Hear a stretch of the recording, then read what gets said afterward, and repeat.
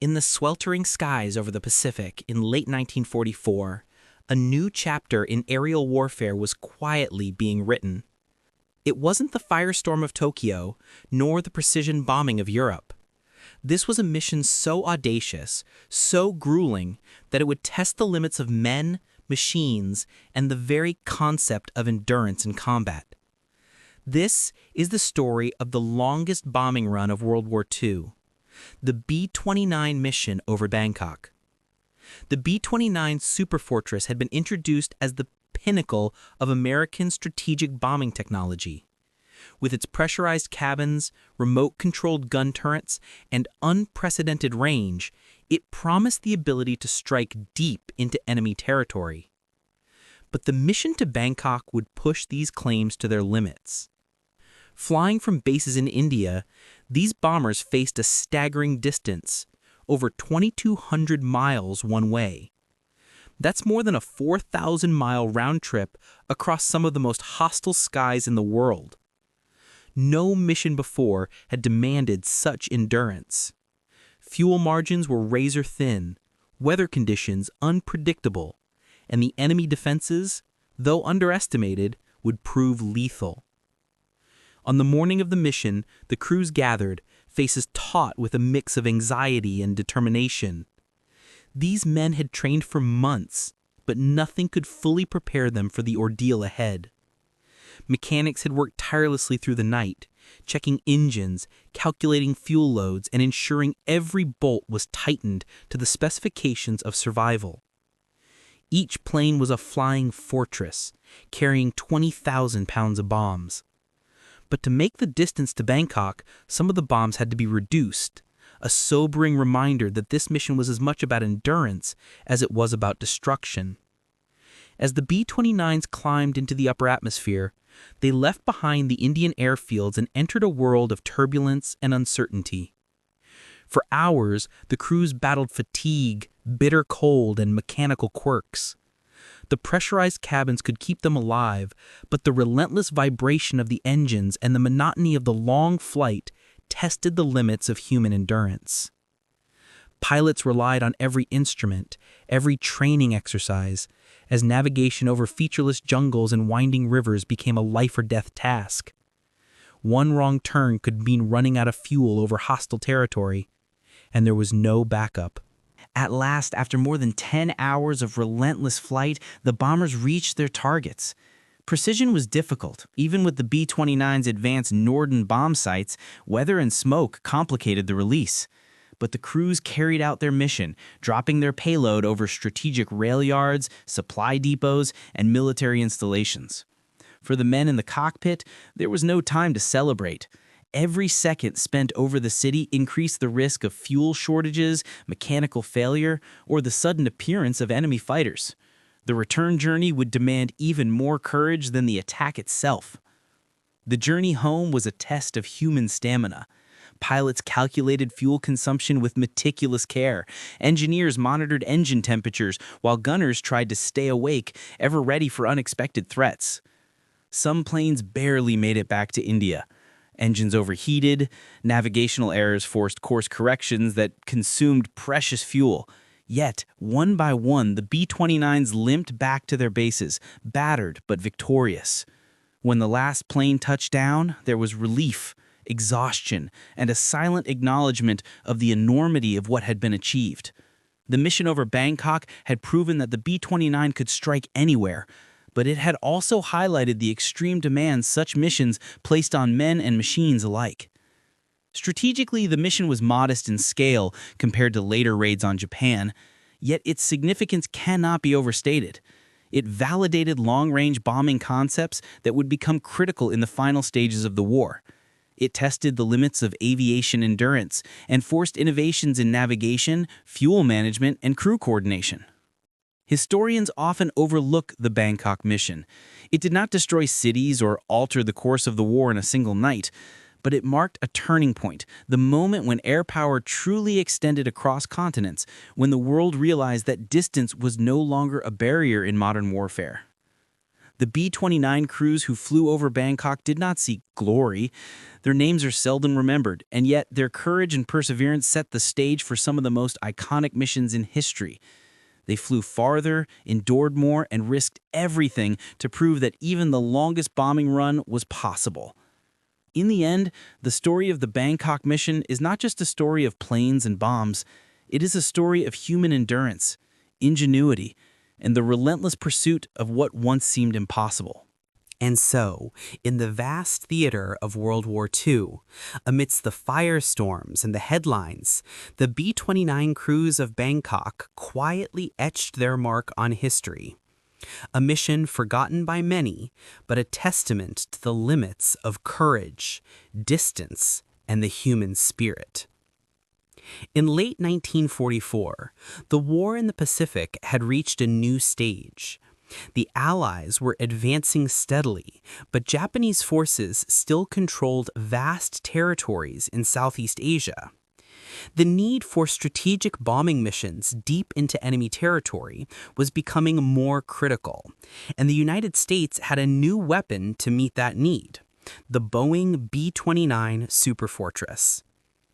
The B-29 was unlike any bomber that had come before it.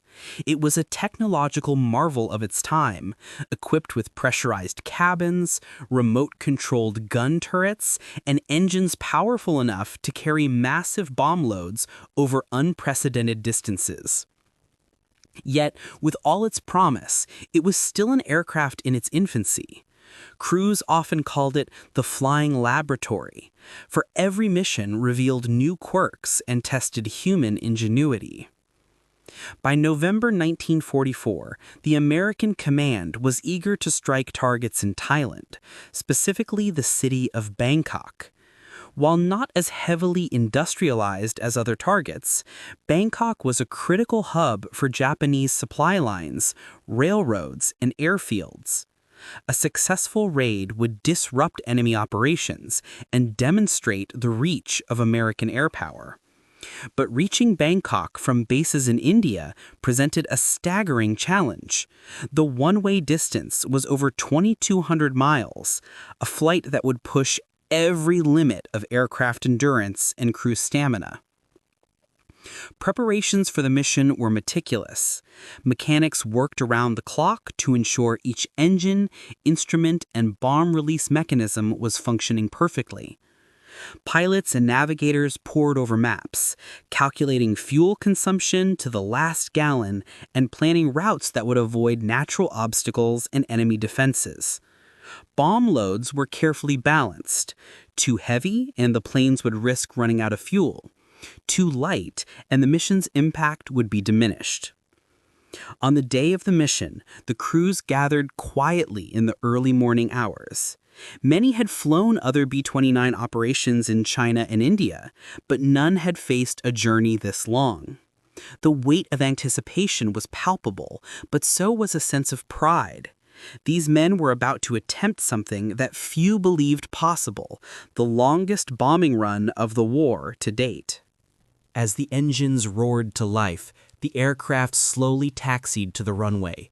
One by one, the Superfortresses lifted into the sky, climbing to altitudes of 25,000 feet, leaving behind the humid heat of the Indian airfields. From this height, the crews could see the vast expanse of the terrain below, yet the comfort of the view was fleeting. Hours of flight awaited them, with nothing but the monotony of the sky and the constant hum of engines. The flight demanded constant attention. Navigators used a combination of dead reckoning, celestial navigation, and radio signals to guide the planes over featureless jungles, winding rivers, and mountainous terrain. Pilots had to manage fuel consumption with precision, adjusting throttle settings and altitude to stretch every remaining drop. The cold at high altitudes was severe, even with the pressurized cabins, and fatigue quickly became an enemy as relentless as the Japanese defenses they would soon encounter. The first signs of danger appeared as the planes approached Bangkok. Although the city was not fortified like the industrial centers of Japan, it had defensive anti-aircraft positions and a handful of Japanese fighter planes stationed nearby. The B-29 crews had trained for flak and enemy interception, but nothing could fully prepare them for the reality. Bursts of flak exploded around the formation, sending vibrations through the fuselage and testing the resolve of every man on board. Despite the threat, the crews maintained formation and pressed toward the target. Each bombardier focused intently on their sights, calculating wind drift, altitude, and timing for the bomb release. For many, this moment represented the culmination of months of training and preparation, a test of skill and nerve that would determine the success of the mission. Finally, the bombs were released. The payloads struck rail yards, supply depots, and critical installations. For a brief moment, the mission was a success, yet there was no time to celebrate. Each second over the target increased the risk of encountering enemy fighters or sustaining damage that could prevent the long return to India. The journey home was even more grueling than the approach. Fuel levels were perilously low, engines overheated, and fatigue weighed heavily on every member of the crew. Pilots carefully monitored engine performance, while navigators calculated the most efficient course home. Every decision carried life or death consequences.